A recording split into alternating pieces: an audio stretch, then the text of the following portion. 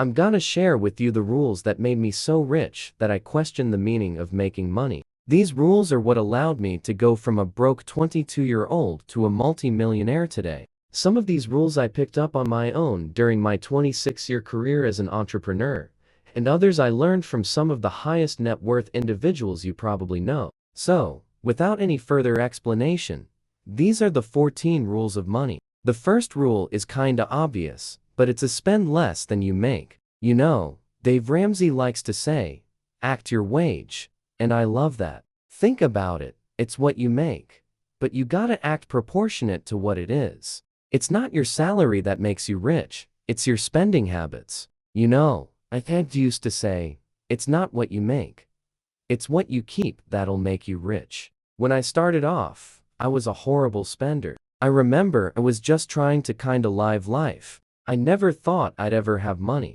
So when I started making money, it was a bit carpe diem, you know, seize the day. YOLO. Remember at 21, I got a check for almost $20,000 for working a month. I was a consultant. I was on contract and it all showed up in my bank account. And my little brother Mo showed up. And I said, hey man, let's go on a ski trip. It's right around Christmas time. And we decided to splurge over a 10-day period that he was visiting. I spent $13,000 on snowboard gear and paint for drinks for friends and crazy hotel rooms, and eating like a cake was one of the most ridiculous weeks ever. There was, like, everything was an option. We kept spending the money, and at the end of it, I talked to my dad. He said, damn, did you put any money aside for taxes? And I said, nope. And that was the day that I got introduced to Norm. And Norm was my accountant. And what he said is, how about we put you on a salary, but what do you need to live? And I was like, well, my expenses are covered. Let's do $60,000 a year, and everything else we'll put in the bank account. And that one decision allowed me to save the seed money I needed to eventually start the company that made me a multi-millionaire. At the start, the most important thing is to live off as little as possible and reinvest in yourself, reinvest in your business, reinvest in your future. So most people would say that you want to put 50% towards needs. You know, you gotta live, you gotta eat, you got 30% towards wants, right? So that brings it 80%, and then 20% towards savings. High level. Think about it. So all consuming and living, you want to be at 80%. Save the rest. Which brings us to the second rule, which is to pay yourself first. This one's tough. Some people feel like all their money's gotta go out first. I gotta help other people before I ever help myself. Here's what I know. You are actually the most important asset. Not a house, a car, a watch, an investment. It is you. I remember back in 2009, I was talking to my business partner, Ethan, and we had a major issues we had to solve in the business, and I asked him to meet me at the office, and he said he couldn't. Now, we had just raised $1 million from some of the top investors in San Francisco, and we're building up the team, and we ran into an issue with our product. And I said, why can't you meet? He's like, hey man, I've got to get some laundry done. Okay, I know it's Sunday, dude, but you can do your laundry on any other day. And he said, yeah, but if I don't do it, I got a plan and blah, blah, blah. I'm like, man, on your way to work, there are literally 3 different laundromats that do wash and fold. Like, they'll do it for like $35. Like, yeah man, I'm not really paying myself enough. I'm barely making rent. So here's a situation where we just raise $1 million to build the business.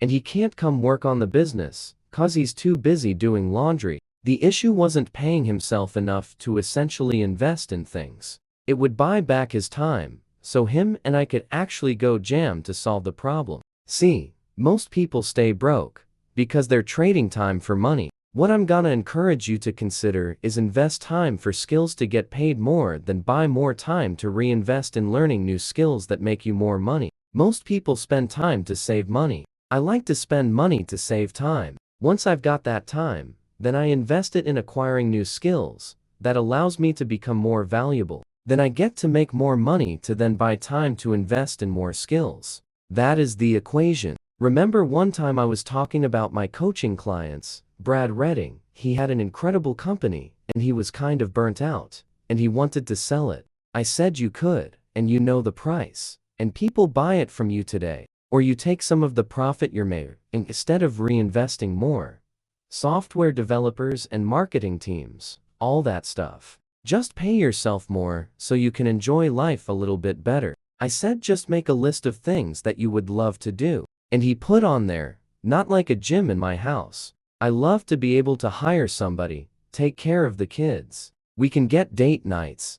So we're only talking a few $1,000s a month. And I said if you could invest in you to give you more time to build the business bigger, that dollar amount today is gonna turn into millions of dollars in a few years. And that's exactly what happened. So the way Brad bought back his time and his energy is that not only did he have time to work on key things, spend time with his wife, but he got the energy back by not having to worry about not spending enough time with his family, not going on date nights, taking care of his health. I mean, he's literally transformed his body from where he was to where he is today, because he made an investment in himself. If you pay yourself first, you force yourself to find resources to cover other expenses, which brings us to number 3, which is to assign your priorities. Oprah Winfrey once said, "You can have it all, just not all at once." I mean, it's kinda like, you can do anything.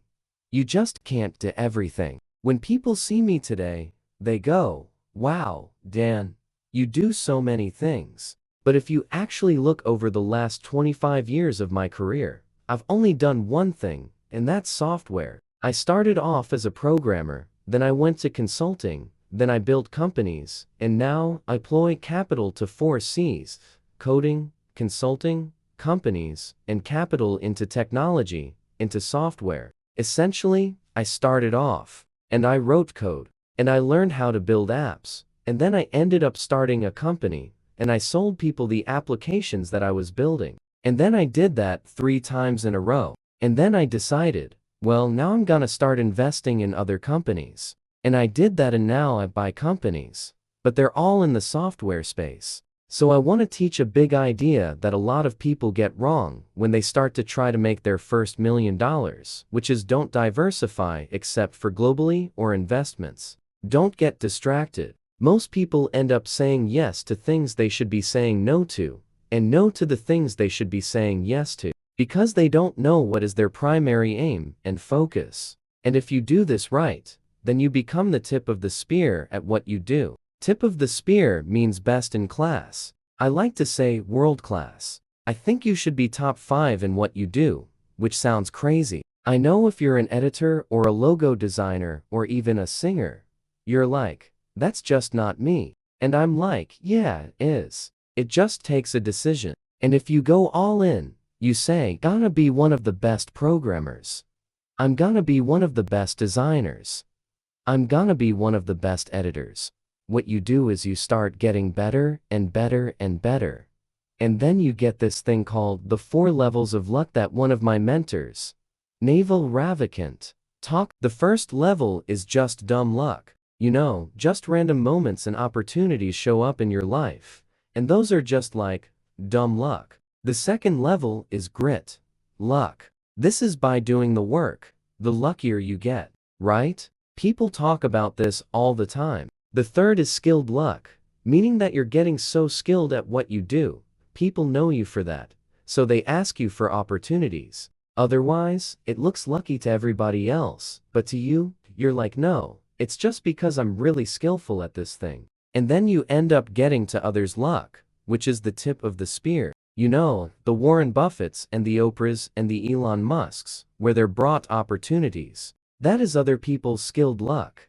Meaning that people get lucky in opportunities, and they're like, I like Warren so much, I want to partner with him to do this deal. That's when things get really crazy. Those are the 4 levels of luck that most people never understand. The key for this step is you gotta stick to what is your unfair advantage in the market, invest in something, you know, don't get distracted. Some of you are really great at building houses, and you're like, I want to go into software. I would argue go make a lot of money in houses first. Or some of you guys are into software, And you're like, yeah, I should get into real estate. How about you stick to software, get really good at it, and trust me, you will find real estate investors who will partner to build out a massive portfolio with you, if you go get rich. I understand that it's fun to do new things and there's excitement, but don't make those where you make your money. Call those hobbies and go have fun and explore. And don't put the pressure around it having to perform.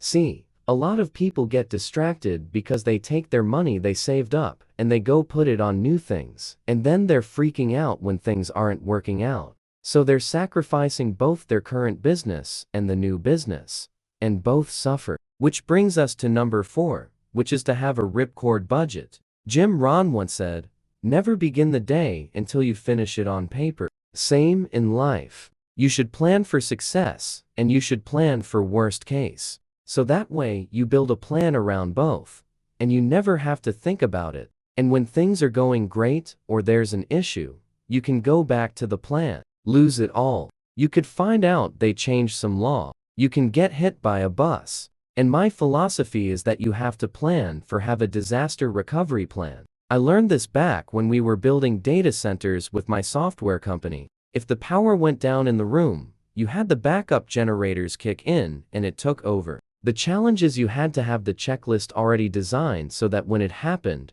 you got to stay cool, calm, and collected. Nobody's running around freaking out like, oh, did anybody put the diesel in the generator? You tested it every once in a while. You make sure you have the checklist ready to go. Why is this important? Because it allows you to move incredibly fast, and even harder, knowing that if at any point of moving fast in a direction, something happens, you've already made the decision on how you're gonna react. There's no wasted brain cycles around fear, concern, challenges, worry. My business coach Ed Mila has a great saying says worry is a wasted use of your imagination. I think most times, cause we haven't built a plan, we're always worrying about what could happen. How about you just decide what to do if it does and get back to building your life? So there's 2 categories you want to look at.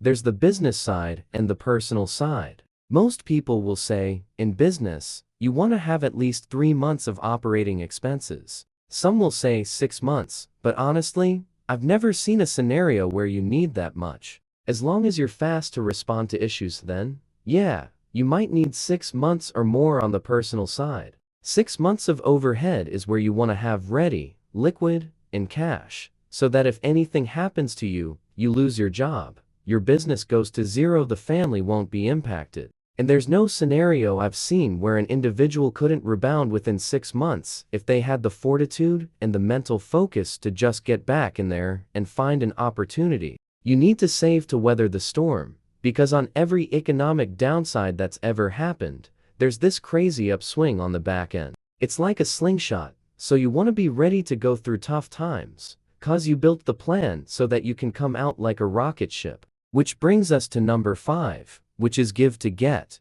And Frank once said, "No one ever became poor by giving." I love this so much. Literally, it's like my ethos in life. I wake up every day asking myself, how can I create more value for other people than anybody else in their life? That is just a fun place to get to, where you wake up and you're just giving, giving, giving. Here's a funny story to give you a little bit more color. A couple years ago, I realized I had been hoarding credit card points. I don't know why it just became this fun game that I played with myself. I put credit cards on all my companies for all the ads they run and all these other scenarios. And I was collecting millions of points per year, but I never used them. I've done this with, Starbucks points as well at the coffee shop. I don't know why I just got into this hoarding mentality, and I realized that this hoarding behavior was holding me back. So this year I woke up.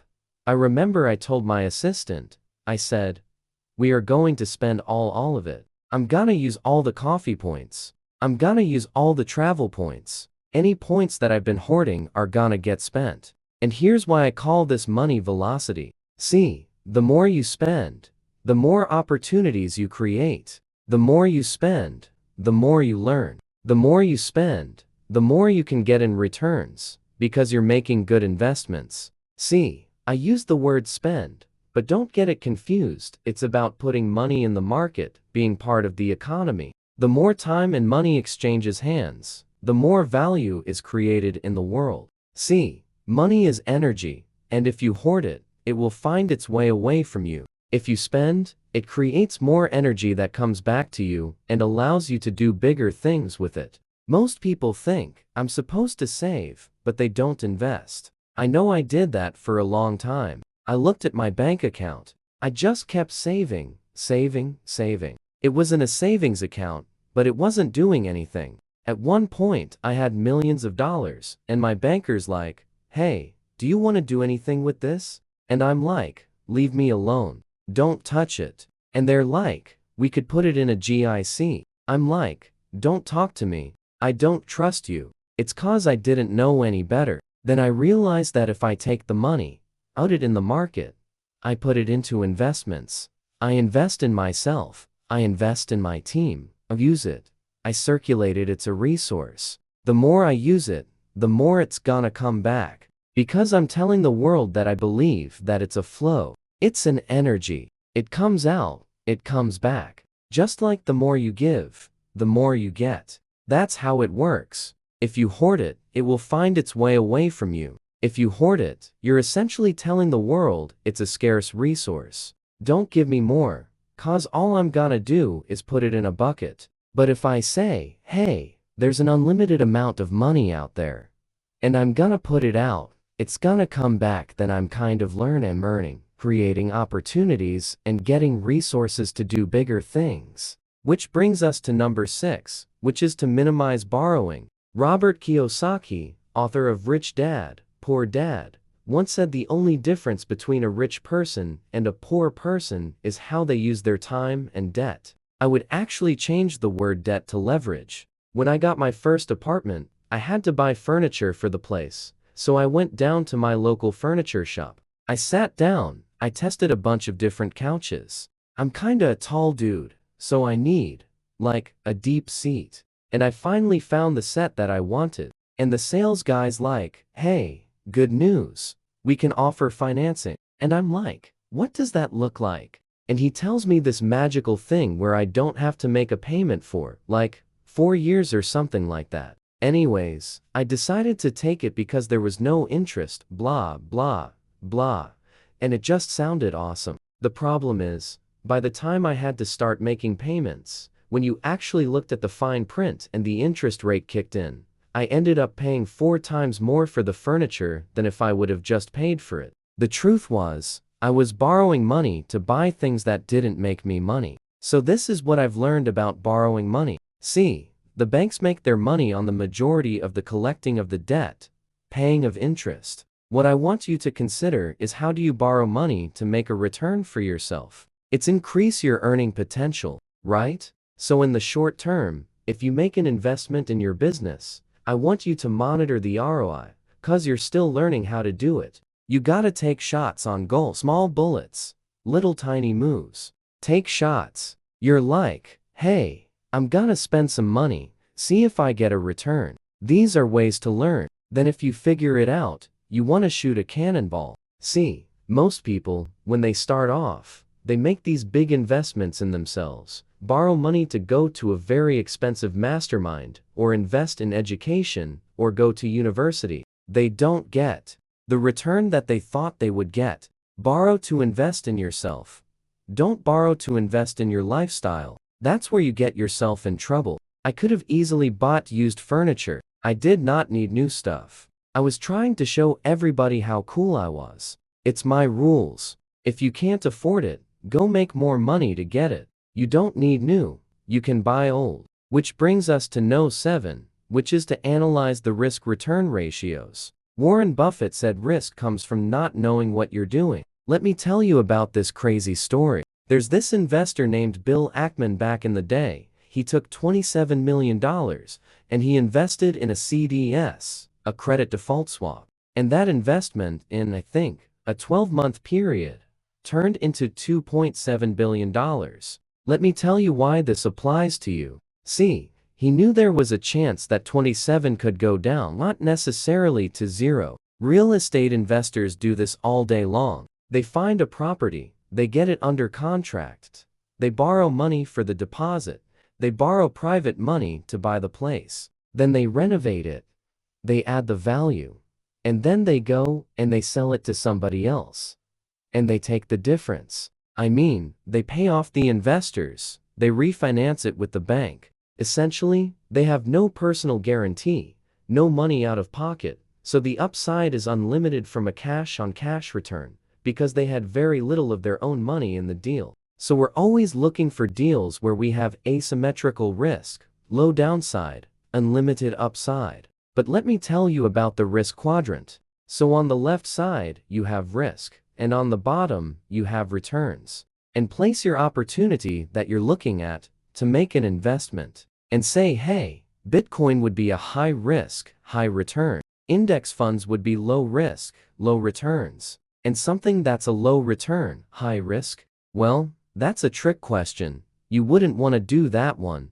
Buying a business or some real estate and improving the business or the real estate, that's called value add. That deal would look like a low risk, high return scenario. Which brings us to number 8, which is to not fear money. Ayn Rand once said, "Wealth is the product of a man's capacity to think." I love that. See, we all have these money stories, these money beliefs. My buddy and roommate said he calls them money scripts. They're blueprints. There's a way we think about money. See, I had a weird one that I used to think that I needed to go bankrupt to be successful. I know it's crazy and it pushed money away from me for years. 'Cause I'd read books on Dave Ramsey, who went bankrupt, Walt Disney bankrupt, Henry Ford bankrupt. And it made me think, oh my gosh, what if I push really hard and I lose all this money? So it made me question decisions and almost folded my businesses. Some of us have stories around thinking being rich is bad,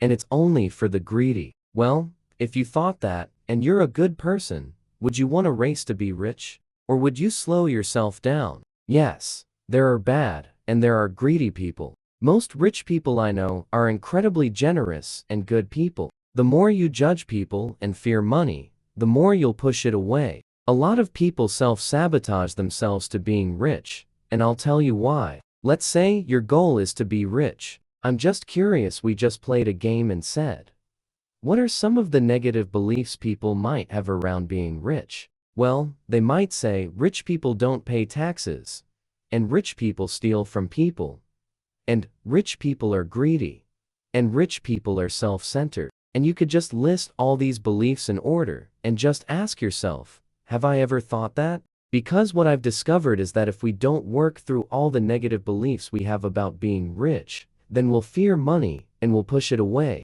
So you don't actually have money problems. You have a mindset problem that just happens to be reflected in your bank account. I want you to invite more money into your life by believing you deserve to be rich and that rich people are great people, and create from a place of abundance and literally watch your life transform. That is the key. Which brings us to number 9, which is to avoid lifestyle creep. I once had this buddy. I met him at an event and I watched him make a lot of money very quick. And as he was playing this game of trying to keep up with the Joneses, his lifestyle just kept growing. He bought a new car, he upgraded his house, watches, pretty much everything. And eventually, everything backfired on him and his business really suffered. And unfortunately, he was over-leveraged and he didn't have the money to cover all of his payments. So he had to file for bankruptcy. You see, once you start making money, the game is here. Try and live off as little as possible for as long as possible.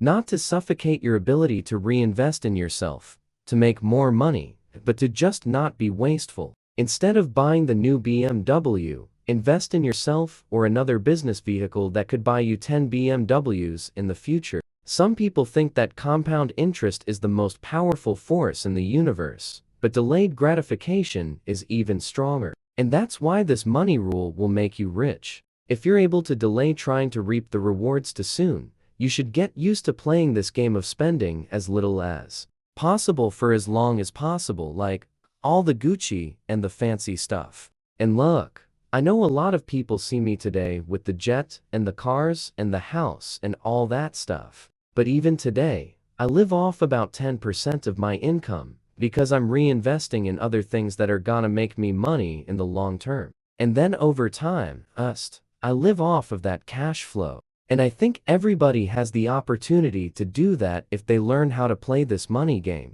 Which brings us to number 10, which is to build a personal P&L. So I was talking to one of my friends once, and he was telling me how he wanted a simple life. This guy was wealthy. He didn't want too much stuff, too many things to manage. But here's the secret. This is what I told him. The wealthiest people aren't managing their own estates.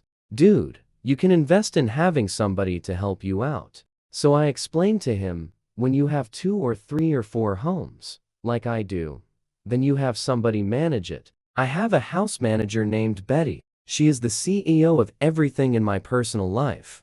Like any money that comes in, she manages the income, she manages the expenses that go out, and she manages the forecast and the budgets for all those. So if anything gets out of whack, she's the first one to say like, hey, why is the landscaping for, the property more expensive than it should be? I want to teach you this cool idea that most people have never heard. When it comes to money, just like in a business, your personal life should have its own profit and loss statement. I know, some people are like, what are you talking about? If you think about it, your life is a business. You have a salary, you have income, and you have expenses. And I know most businesses have a CEO, a CFO, a command center, all this and financial projections and planning. And most people's money would benefit from that. Maybe call this a financial planner or family office, but I like to think at a high level. I actually have my personal family affairs in my accounting software. I know, crazy idea, but why wouldn't you? It just makes it so much easier to manage. I want you to consider, if you get really good at managing money, you'll be able to make more money. Most people that are loosey-goosey on their financials, they will never have the rigor and the maturity to be able to grow their personal net worth. Which brings us to number 11, which is, high tides rise all boats. When it comes to making money, it requires a team. And I used to have a belief that if I trained a team, eventually they would leave. I have my buddy Cameron Harold, incredible author. People would say to him like, what if you hire a bunch of people and you train them, and then they leave? And he would joke, well, what if you don't, and they stay? So what most people do is they hire less competent people because it feels more secure, because they are insecure about people leaving them. The challenge with that is this: BS and CS risks your A. So think about anybody on your team today that might be great. If you hire somebody that makes them work harder, they're gonna get frustrated and they'll eventually leave. So if you're trying to rise the tide, if you're trying to increase the average of the people on your team, then you have to invest in your people. I know when things are good, it's easy to invest in them. The economy is good.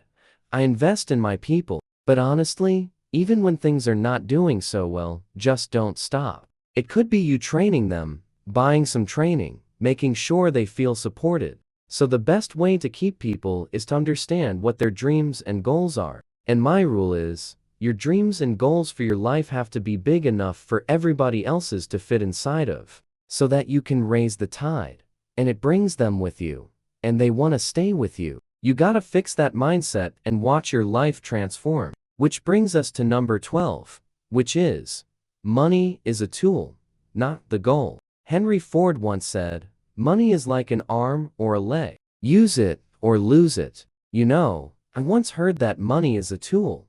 It's like a fork. It can either be used to nourish you or could be used to take somebody's life. But it is not the goal of life. See, I became a multi-millionaire at 28, and then drifted for almost 2 years. Thought I had made it.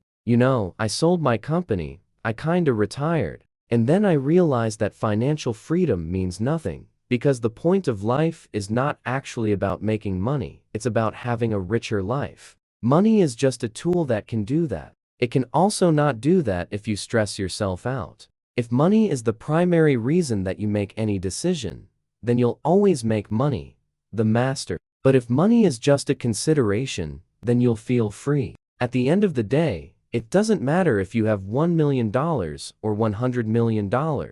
Money is a store of value and needs to be put to work. The work is to buy you time, so you have options. But how you want to spend it to become more valuable at. Ideally, so you can reinvest it in making more money to buy more time to feel useful. I mean, at the end of the day, people talk about happiness. I'm not about being happy. I think that's a moment in time. What I want to feel at the end of the day is I want to feel useful. I want to feel like I created something. I want to feel fulfilled. And when I look back at the days where I felt that way, it's usually spent with people I really admire, creating something really cool that was kinda hard to do. Things that were gonna impact a lot of other people. Don't make money the primary goal, but a tool to get to your goals. Which brings us to 13. Which is your network? Is your net worth? Oprah famously said, surround yourself with only people who are going to lift you higher. If you think about it, you gotta look around your peer group and ask yourself, are these people that are gonna lift me up to achieve higher levels? My friend jokingly asked me, 'cause I was saying that, trying to upgrade my network, and he said, how many of your friends have private jets or gate codes? And at the time, I was like, none. He's like, look, it's not about the money. But that's usually a good filter, 'cause people that are kind of vibing at that level typically have a lot of cool stuff going on in their life. And if you want to get in a room where you're gonna feel like an imposter, which is the key, then you gotta make sure that those people are doing really big things. Most people make the mistake. They say, you become the average of the 5 people you spend time with. I would actually say you become the average of the 5 people that you let influence you. I upgrade my relationships all the time. I look at my goals, I look at where I spend my time, and I ask myself if these people are gonna help me and support me with my goals. If I feel like they'll slow me down, or they'll always talk down on me, or they're just not wanting to create a life at that level, unfortunately, I have to do a friend inventory. I have to evaluate where I'm at, and find some new people. I can love people. I just can't spend time with all of them. I can just figure out where I can spend time with other folks. That might get me to where I'm going a lot faster. So if you're fast growing, you need to look at who you're spending time with, and cut anchors holding you back. Which brings us to number 14, which is, define your why. When I started out, I used a lot of dark energy to build my life. A lot of people I wanted to prove wrong, like my buddy Mike's mom, who said I couldn't play guitar. Dad, who I didn't think at the time believed in me. Everybody that ever doubted my ability to win. I know I didn't give them a lot to go off of, but that was the energy, to prove people wrong. But then once I achieved success, and I became a multi-millionaire, this actually needed to shift to light energy. And the reason why is that dark energy can work.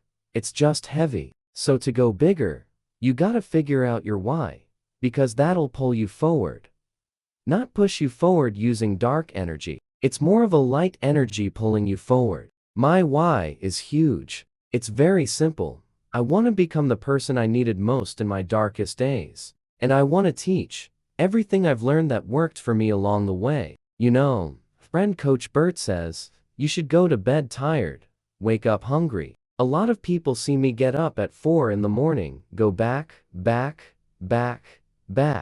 and everything with the kids, the family, the workouts, the team meetings, the podcast tours, the media stuff, flying around all the stuff. What they don't get is my work ethic is a reflection of my gratitude. My gratitude for the opportunity. My creator gave me this chance. I just want to show up and give as much as I can toward my why. So I'm gonna ask you, what are you optimizing your life for? Essentially, what are you trying to do? You're just trying to get rich? That could work. If everything you do is to make more money, you could become really great at that. At some point, you might ask yourself, what's the meaning of it all? 'Cause I know if I found out that tomorrow at 5 o'clock was my last day, I'm not rushing to the office. I'm not rushing to go snowboarding. I'm gonna grab my family members that I can grab. I'm gonna sit down, gonna hang with them, gonna pour into them. And in the last breath, I gotta leave this earth with a smile, because I spent the time with the people I wanted to most. So there's opportunities all day to make more money. I get hundreds of investment opportunities every day. I could spend a lot more time looking at them, but I say no to most opportunities. Speaking gigs, traveling the world, free vacations, dinner requests, everything. 'Cause the last thing I want to do is get really excited about a new opportunity, actually be successful, climb this ladder of success, only to find out that that ladder, that future, is leaning against the wrong wall, and look across the room and see the ladder on a different wall, which is actually where I want to be. So we have to begin with the end in mind. We have to know what our why is, what our purpose is. That's really cool. Having a big why just makes the whole process easier and will make you more money. If you want to learn how I would go from broke to millionaire, then click the link, and I'll see you on the other side.